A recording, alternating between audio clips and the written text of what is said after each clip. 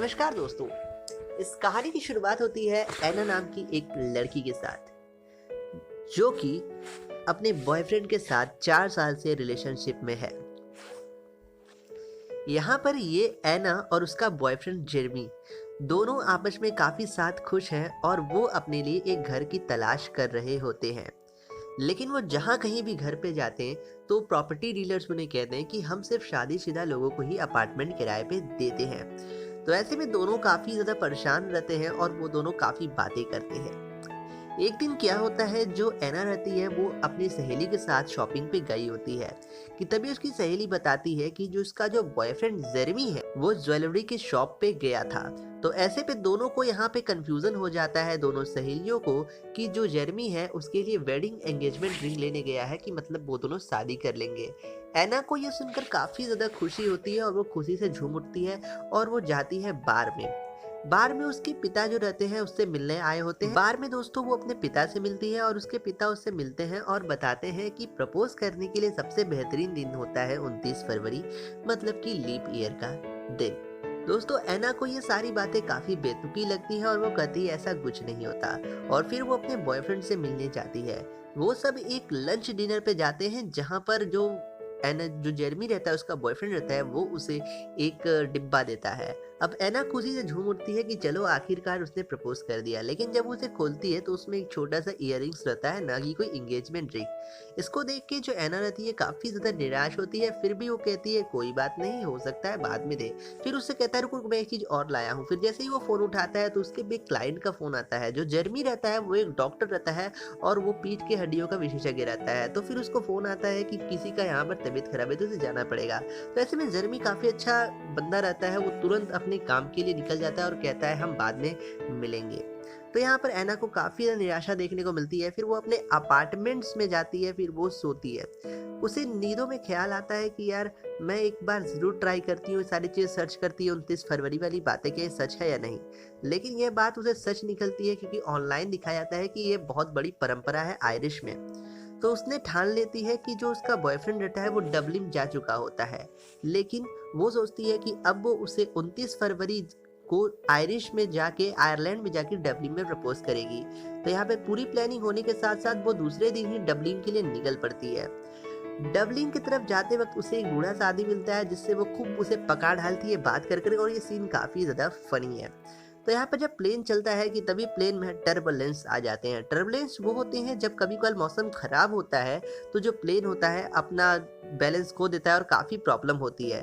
तो यहाँ पर जो पायलट रहता है वो उससे कहता है कि आके कि हमारा प्लेन अब डबलिन ना जाकर वेल्स जाएगा। और इसको सुनकर एना के सारे प्लान्स पे पानी फिर जाता है। फिर वो किसी प्रकार से वेल्स एयरपोर्ट पे उतरती है। फिर वो वहां से रिक्वेस्ट करती है कि उसे जाना है डबलिन, लेकिन एयरपोर्ट वाले उसे बताते हैं कि डबलिन का जितना भी हवाई व्यवस्था है वो सब बंद हो चुका है और एयरपोर्ट क्लोज है। तो यहाँ पर एक फनी सीन आता है जहाँ पर एना को बताया जाता है रुकिए हम आपको बताते हैं। ये आप सीन देखें पहले थोड़ा सा। डैरिल, क्या तुम डबलिन इंटरनेशनल एयरपोर्ट पर कॉल करके उन्हें खास तौर से मैडम के लिए अभी रनवे खोलने के लिए कहोगे? हाँ, क्यों नहीं। मूवी में ये सीन काफी ज्यादा फनी दिखाया गया है। फिर वो कहती है कोई बात नहीं, मैं तो नाव करके जाऊंगी। फिर वो वहां से जो टिंगल रहता है वहां से वो निकलती है नाव करके डबलिन के तरफ, वेल्स से डबलिन की तरफ नाव से जाती है। लेकिन नाव में भी काफी भयंकर तूफान आया रहता है। तो जो नाव का सवारक रहता है, जो नाव का ड्राइवर रहता है, वो उसे एक टिंगल नाम के एक छोटे से आइलैंड पे छोड़ देता है। कहता है हम डबलिन नहीं जा सकते वरना हम पानी में डूब के मर जाएंगे। तो वो किसी प्रकार से करके एक होटल में पहुंचती है और उस होटल में मुलाकात होती है इस फिल्म के हीरो डकलिन के साथ। अब यहाँ पर ये होटल वाला सीन काफी फनी दिया गया है। वो होटल में जाती है और पूछती है क्या मुझे यहाँ कहीं से ड्राइवर मिल सकता है जो मुझे डबलिन तक छोड़ दे। फिर उसके बाद वो जो हीरो रहता है वो उसे एक कार्ड देता है। कार्ड देने के बाद वो हीरोइन सीधा जाती है वो ड्राइवर को फोन करने। पर यहाँ पर जो ड्राइवर रहता है वो जो हीरो खुद रहता है। तो यहाँ पर जो हमारी हीरोइन है जिनका नाम है एना, वो उसे कहती है कि उसे डबलिन जाना है और वो 500 यूरो तक देने को तैयार है। 500 यूरो एक बहुत बड़ी रकम होती है, लेकिन जो हमारा हीरो रहता है जिसका नाम है यहाँ डकलिन, वो कहता है तुम मुझे 500 के 1000 यूरो दो तो भी मैं वहाँ नहीं जाऊंगा, क्योंकि वो काफी चोर बदमाशों का शहर है। असल में डबलिन के साथ जो डकलिन रहता है उसकी कुछ पुरानी यादें जुड़ी रहती हैं। उसकी जो पुरानी गर्लफ्रेंड रहती है वहीं पे रहती है और उसे धोखा दे के चली गई होती है, जिसकी वजह से वो वहाँ नहीं जाना चाहता। तो यहाँ पर फाइनली हमें देखने को मिलता है कि जो एना रहती है वो उसके होटल में रुकती है, और होटल में जब वो रुकती है तो उसे अपना मोबाइल चार्ज में लगाना रहता है, जिसकी वजह से उसको जानकारी नहीं रहती है, और जो एना रहती है वो पूरे गांव का लाइट जाने अनजाने में उड़ा देती चलो मिल गया। लाइट जाने अनजाने में उड़ा देती है, और यहाँ पे सारा गांव का लाइट चल जाता है, और जो डकलिन रहता है वो काफ़ी नाराज हो जाता है इस बात से। आते ही अंधेरा कर दिया। फिर यहाँ पे दूसरा दिन दिखाया जाता है जहाँ पर डकलिन से मिलने कुछ लोग आए हुए होते हैं। असल में डकलिन काफ़ी ज़्यादा उधार में चल रहा होता है, तो वो उनसे अपना उधारी का पैसा लेने आए हुए रहते हैं, जहाँ वो कुछ पैसे की मांग करते हैं, पर डकलिन के पास उतने पैसे नहीं होते कि वो उन्हें दे पाए। तो यहाँ पर एना ये सारी चीज़ें देखती है और फिर वो अपने उसे क्या मतलब चल जाती है रूम में। तो जैसे ही यहाँ पर डकलिन का मजबूरियों से पैसे चाहिए तो एना के पास जाता है, मैं कहता है कि मैं चलने को तैयार हूँ, भले ही मुझे तुम अगर 500 यूरो दो तो भी चल जाऊँगा। तो यहाँ पर एना को यहाँ पर वो अपना कपड़ा चेंज कर रही होती है, जिसकी वजह से बहुत बुरा लगता है। तो यहाँ पर डकलिन फिर एक कॉमेडी सीन आता है, वो कहता है कि सॉरी 100 रुपये, यहाँ 100 यूरोस जो रहेंगे वो कमरे के, और 150 यूरोस जो रहेंगे वो आपने जो तोड़ फोड़ किए उसके। तो फिर भी यहाँ पर डील किसी प्रकार से फाइनल हो जाती है। तो यहाँ पर जो डकलिन रहता है एक कबाड़ सी गाड़ी लेके आता है, फिर वो हीरोइन कहती है कि मुझे ये बताओ कि ये हम इससे टैक्सी स्टैंड तक जाएंगे, फिर आगे कोई और गाड़ी रहेगी या नहीं। तो हीरो बोलता है अरे भाई ये तो छोटा हाथी है, आपको कहीं भी पहुंचा सकता है। फिर उसके बाद ये दोनों किसी प्रकार से इस सफर का शुरुआत करते हैं और ये गाड़ी आगे निकल पड़ती है। रास्ते में इन दोनों के बीच काफ़ी ज़्यादा नोकझोंक होती है, और ये सीन काफ़ी ज़्यादा फनी और काफ़ी खूबसूरत चीज़ इस पिक्चर में दिए गए हैं। तो यहाँ पर जब आगे चलते रहते हैं तो एक जगह आती है रास्ते में जहाँ कुछ गाय खड़े रहते हैं। अब जो डकलिन रहता है वो कहता है हमें इंतज़ार करना होगा इन गायों को जाने का, लेकिन एना को काफ़ी ज़्यादा जल्दी रहता है, तो उन गाय को हटाना शुरू कर देती है, और काफ़ी मेहनत के बाद एना उन गाय को हटा भी देती है। लेकिन गाय को हटाते हटाते उसकी जो पैर की जो चीज़ रहती है उसको गोबर पे पड़ जाती है। फिर उसे पोंछने के लिए जैसे ही गाड़ी पे जाके पोंछना शुरू करती है तो गाड़ी एक ढलान पे खड़ी रहती है, उस पर ब्रेक्स नहीं लगे होते हैं। फिर उस ढलान पे पोंछने के चक्कर में वो गाड़ी का बैलेंस बिगड़ जाता है और गाड़ी पीछे की तरफ सरकना और लुढ़कना शुरू हो जाती है, और आखिरकार में वो गाड़ी एक जाके झील में डूब जाती है। और इस सीन के बाद हीरो कहता है गया छोटा हाथी पानी में। फिर उसके बाद दोनों में काफी नोकझोंक होती है। फिर एना डिसाइड करती है कि अब वो इस आदमी के साथ एक भी बूंद नहीं चलेगी, वो अकेले ही जाने का फैसला करती है। पर डकलिंग एक अच्छा व्यक्ति रहता है, वो उसे मनाने की कोशिश करता है क्योंकि उसे पैसे की सख्त जरूरत है, लेकिन फिर भी वो लड़की जल्दी जाती है। लेकिन यहाँ पर डकलिंग भी हार नहीं मानता, पीछे पीछे चलता रहता है कि तभी नेक्स्ट सीन में दिखाया जाता है कि एक गाड़ी आती है जो डबलिंग की तरफ जा रही होती है। तो यहाँ पे वो लोग जो गाड़ी के लोग होते हैं वो लोग एना की मदद करने के लिए हो जाते हैं तैयार, और उसके सूटकेस को अपने बैग में डाल लेते हैं, गाड़ी में रख लेते हैं।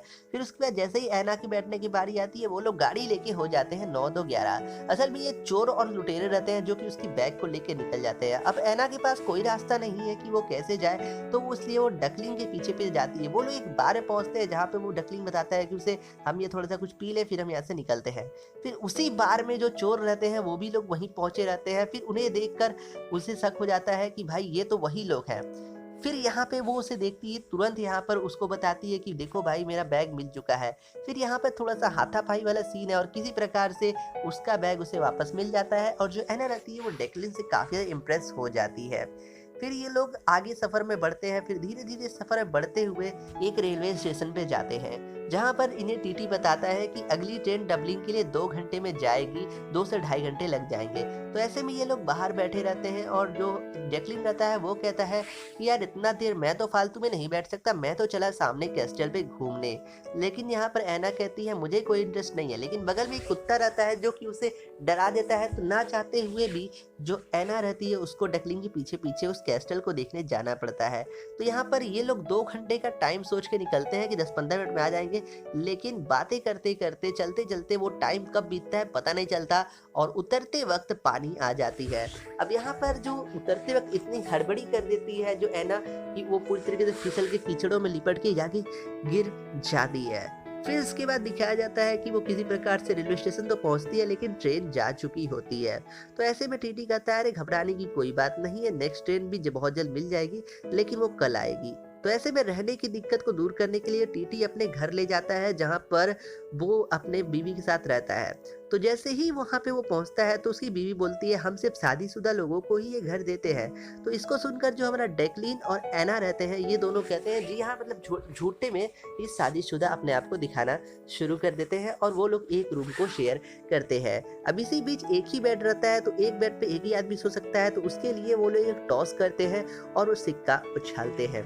तो सिक्का उछालते हैं तो यहाँ पर जो डेक्लिन रहता है काफ़ी होशियारी के साथ कहता है कि अगर हेड आया तो मैं जीता, अगर टेल आई तो तुम हारी। तो यहाँ पे हीरोइन इसे समझ नहीं पाती और यहाँ पर सिंपल सा हथियार लेता है वो अपना बेड। तो यहाँ पर दूसरे रात को ये लोग क्या करते हैं, साथ में सोते हैं, लेकिन कुछ भी नहीं होता है ऐसा। इसकी वजह से यहाँ पर ये लोग निकलने का प्लानिंग करते हैं अगले दिन। फिर जब जो ये लोग जो दोस्तों अगले दिन निकलते हैं तो इन लोग को जाना रहता है अब सीधा बस स्टैंड पर। लेकिन जब ये लोग रास्ते में चल रहे होते हैं तो तभी एक भारी बर्फबारी शुरू हो जाती है और इन्हें मजबूरन जाके एक चर्च में भागना पड़ता है। जब ये लोग बस स्टैंड की तरफ निकलते हैं तो इन्हें रास्ते में एक शादी देखने को मिलती है। तो ये लोग सोचते हैं चलो इस शादी को अटेंड कर लेते हैं ताकि कुछ खाने पीने का भी व्यवस्था हो जाएगा। लेकिन यहाँ पर इस शादी में बहुत फनी सीन्स दिखाई गई हैं। हीरोइन यहाँ पर शादी में काफ़ी ज़्यादा मजे करती है और जो यहाँ पे जिनकी वेडिंग रहती है वो लोग इन्हें काफ़ी ज़्यादा एंजॉय कराते हैं। लेकिन डांस करते करते और पीने में इतने टंडली हो जाती है एना कि वो नाचते नाचते अपनी एक हील से हीरोइन के उस पर सर पे मार देती है, जिसके कारण उस पर चोट लग जाती है। असल में ये एक्सीडेंटल होता है और फिर वो उसे जैसे ही देखने जाती है तो उसका सारा जो ड्रेस होता है, जो वाइन्स होता है, उसके ड्रेस पे गिरा देती है, जिसके से वो काफ़ी ज़्यादा गुस्सा हो जाती है। फिर वो लोग उसे भगा देते हैं यहाँ से, इन दोनों को।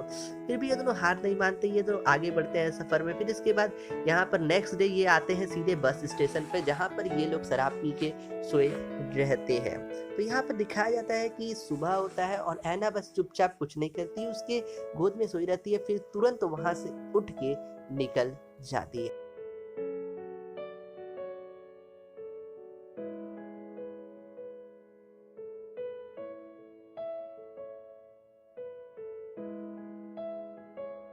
फिर थोड़ी देर बाद जो हमारा डेक्लिन रहता है, इसकी भी आंख खुलती है और ये देखता है कि यार कोई ऐसा कैसे कर सकता है कि मतलब छोड़ के चला गया। तो फिर वो उसे देख के काफी हैरानी होती है और शॉक में हो जाता है कि यार इतना धोखेबाज कोई कैसे हो सकता है।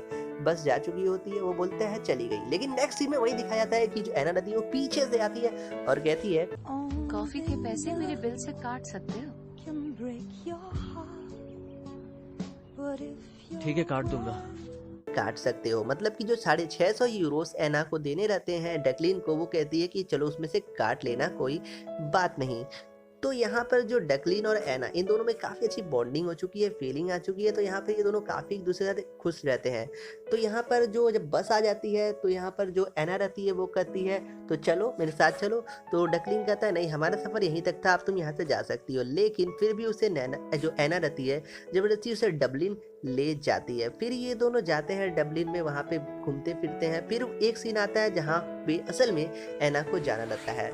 ये दोनों जाने ही वाले रहते हैं। तो यहाँ पर जो एना रहती है वो कहती है डेक्लिन से कि जो भी तुम्हारे ये 650 यूरोस हुए थे वो उसे लौटाना चाहती है। लेकिन डेक्लिन मना कर देता है। उसके बदले डेक्लिन कहता है मुझे बस वो सिक्का दे दो जो हमने उस दिन टॉस में इस्तेमाल किया था।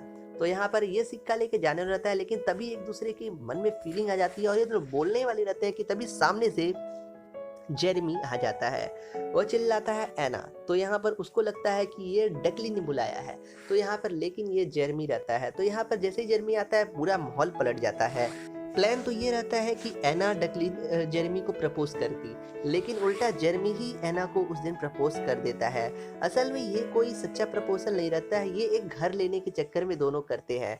फिर यहाँ पे किसी प्रकार से जो होता है हमारा डेक्लिन बिना कुछ बताए अपने कामों में लौट जाता है दोबारा से, और इनकी भी जो लाइफ होती है एना और जेरेमी की चलने लगती है। इनकी शादी होने ही वाली होती है। तो यहाँ पर एक रात ये लोग पार्टी करते हैं शादी होने के पहले। तो उसके घर में लग जाती है आग। तो यहाँ पर आग लगने से पहले यहाँ पर जेरेमी बोलता है जो भी तुम्हारी ज़रूरत का सामान है वो तुम ले लो। और यहाँ पर जब जो हमारा डेक्लिन रहता है उसके बिना है ना काफ़ी ज़्यादा अधूरी लगती है। तो यहाँ पर वो सोच में पड़ जाती है कि मेरे ज़रूरत का सामान तो यहाँ कुछ है ही नहीं। असल में वो उससे डेक्लिन को प्यार करने लगती है, जिसकी वजह से वो उसके पीछे अट्रैक्टेड रहती है और वो उसे छोड़ के वहाँ से सीधा निकल जाती है टिंगल की तरफ, जहाँ पर डेक्लिन का होटल था।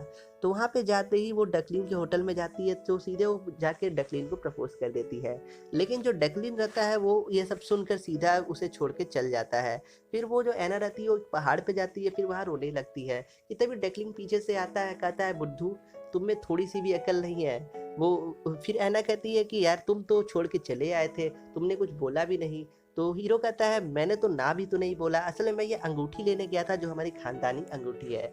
फिर उसके बाद इस सीन में दिखाया जाता है कि दोनों यहाँ पर एंगेजमेंट कर लेते हैं और दोनों की हंसी खुशी शादी हो जाती है। फिर लास्ट सीन में दिखाया जाता है कि ये लोग एक गाड़ी अच्छी तरह देख रहा हूँ। वैसे भी संडे का दिन तो शुभ ही होता है। और यात्रा खत्म करना। उसे कुआं भी खोदना है। बेवकूफ, क्या तुम्हें वो कुआं खोते हुए नजर आ रहे हैं? उम्र हो गई पर तुम इशारा नहीं समझते। मैं नहीं जानता तुम। सफर में चलते हैं और ये वही गाड़ी रहती है जो खटारा गाड़ी रहती है, इन लोगों के सफर में साथ देती।